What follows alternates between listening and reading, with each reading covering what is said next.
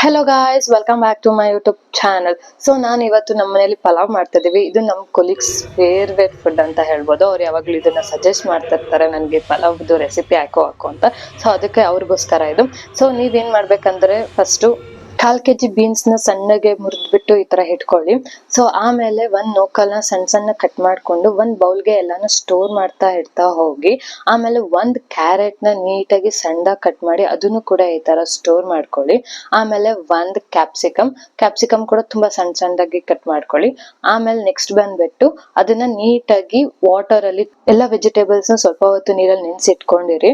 ಆಮೇಲೆ ಪಲಾವ್ ಬೇಕಾದ ಸಾಮಗ್ರಿಗಳು ಅಂಗಡಿಯಲ್ಲಿ ಸಿಗತ್ತೆ, ಪಲಾವ್ ಸಾಮಾನ್ ಅಂತ ಕೇಳಿದ್ರೆ ಅದನ್ನ ಎಲ್ಲಾನು ಸ್ಟೋರ್ ಮಾಡ್ಕೊಳ್ಳಿ.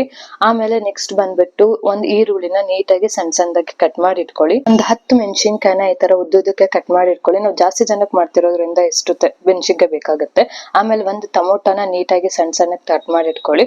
ಮತ್ತೆ ಒಂದು ಮುಷ್ಟಿಗೆ ಆಗೋಷ್ಟು ಕೊತ್ತಂಬರಿ ಸೊಪ್ಪು ಮತ್ತೆ ಪುದೀನಾನ ತೊಳೆದಿಟ್ಕೊಳ್ಳಿ. ಈಗ ಪಲಾವ್ ಮಾಡೋದು ಹೇಗಂತ ನೋಡೋಣ. ಒಂದ್ ಕುಕ್ಕರ್ಗೆ 4 ಇಂದ 5 ಸ್ಪೂನ್ ಆಗಷ್ಟು ಎಣ್ಣೆನ ಹಾಕೊಳ್ಳಿ. ಅದಕ್ಕೆ ನಾವ್ ಎತ್ತಿಟ್ಕೊಂಡಿದ್ದಂತಹ ಪಲಾವ್ ಸಾಮಗ್ರಿಗಳನ್ನ ಹಾಕೊಳ್ಳಿ. ಆಮೇಲೆ ಈರುಳ್ಳಿ ಮತ್ತೆ ಮೆಣಸಿನ್ಕಾಯಿನ ಹಾಕಿ ಸ್ವಲ್ಪ ಹುರ್ಕೊಳ್ಳಿ. ಅದು ಗೋಲ್ಡನ್ ಬ್ರೌನ್ ಬಂದ ಮೇಲೆ ತರಕಾರಿಗಳು ನಾವೇನೇನ್ ಎತ್ತಿಟ್ಕೊಂಡಿದ್ವಿ ಅದನ್ನ ಹಾಕ್ಬಿಟ್ಟು ಅದನ್ನ ಮಿಕ್ಸ್ ಮಾಡ್ಕೊಳ್ಳಿ. ರುಚಿಗೆ ತಕ್ಕಷ್ಟು ಉಪ್ಪನ್ನ ಹಾಕೊಳ್ಳಿ. ಆಮೇಲೆ ಟೊಮೊಟೊವನ್ನ ಹಾಕೊಳ್ಳಿ. 2 ಟೇಬಲ್ ಸ್ಪೂನ್ ಖಾರದ ಪುಡಿ ಮತ್ತೆ 2 ಟೇಬಲ್ ಸ್ಪೂನ್ ಬಿರಿಯಾನಿ ಮಸಾಲಾನ ಹಾಕೊಳ್ಳಿ. ಆಮೇಲೆ ಅದಕ್ಕೆ ಶುಂಠಿ ಬೆಳ್ಳುಳ್ಳಿ ಪೇಸ್ಟ್ ಅನ್ನ ಆಡ್ ಮಾಡಿ 1 ಟೇಬಲ್ ಸ್ಪೂನ್ ಆಗಷ್ಟು. ಅದನ್ನ ನೀಟಾಗಿ ಮಿಕ್ಸ್ ಮಾಡ್ಕೊಳ್ಳಿ. ಹಸಿ ವಾಸನೆ ಹೋಗೋವರೆಗೂ ಅದನ್ನ ಫ್ರೈ ಮಾಡ್ಕೊಳ್ಳಿ. ನಿಮ್ಗೆ ಏನಾದ್ರು ಇದೇ ತರ ವೆರೈಟೀಸ್ ಆಫ್ ಫುಡ್ ಬೇಕಂತ ಅಂದ್ರೆ ಕಮೆಂಟ್ ಸೆಕ್ಷನ್ ಅಲ್ಲಿ ತಿಳಿಸಿ, ನಾನು ಪಕ್ಕ ಟ್ರೈ ಮಾಡ್ತೀನಿ. ನಿಮ್ಗೆ ಇದೇ ತರ ವಿಡಿಯೋಸ್ ಇನ್ನೂ ಬೇಕಂದ್ರೆ ಕಮೆಂಟ್ ಸೆಕ್ಷನ್ ಅಲ್ಲಿ ತಿಳಿಸಿ. ಮತ್ತೆ ಇವಾಗ ಅದಕ್ಕೆ ಅಕ್ಕಿಯನ್ನ ಹಾಕೊಳ್ಳೋಣ. ನಮ್ಮ ಮನೇಲಿ ನಾವು ಜಾಸ್ತಿ 5 ಮೆಂಬರ್ಸ್ ಇರೋದ್ರಿಂದ ನಾವು ಒಂದ್ 3 ಲೋಟ ಅಷ್ಟು ಅಕ್ಕಿ ಹಾಕೊಂತ ಇದೀವಿ.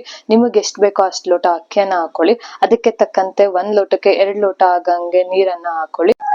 ತಣ್ಣೀರ್ ಹಾಕಕ್ಕಿಂತ ಬಿಸಿನೀರ್ ಹಾಕಿದ್ರೆ ಬೇಗ ಬಾಯ್ಲ್ ಆಗುತ್ತೆ. ಸೊ ಅದಕ್ಕೋಸ್ಕರ ಬಿಸಿನೀರ್ನ ಕಾಯಿಸ್ಬಿಟ್ಟು ಅದನ್ನ ಹಾಕೊಳ್ಳಿ, ಬೇಗ ಆಗುತ್ತೆ.